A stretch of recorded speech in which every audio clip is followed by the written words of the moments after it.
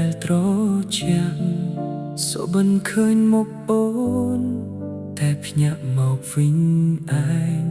ដៃដែលធ្លាប់កាន់ឥឡូវនេះនៅតទេស្នេហាយើងពីរនាក់បានคล้ายជាការឈឺចាប់អូនទៅណាហើយចាក់ចេញពីបេះដូងខ្ញុំទុកឲ្យខ្ញុំនៅម្នាក់ឯងជាមួយនឹងការនឹកនាស្រឡាញ់អូនខ្លាំងពេកតែលើវាឈឺខ្លាំងពេកទឹកភ្នែកធ្លាក់មកវិញរាល់យប់តែគ្មានអូន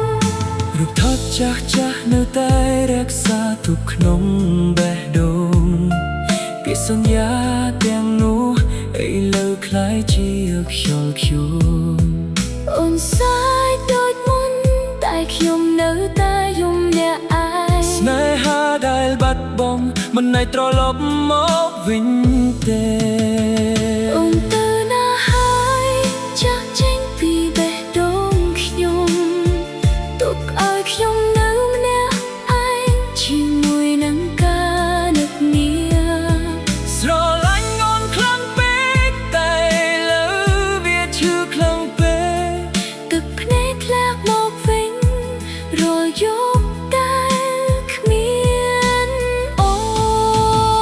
នបើមានថ្ងៃណាមួយអូនត្រឡប់មកវិញខ្ញុំ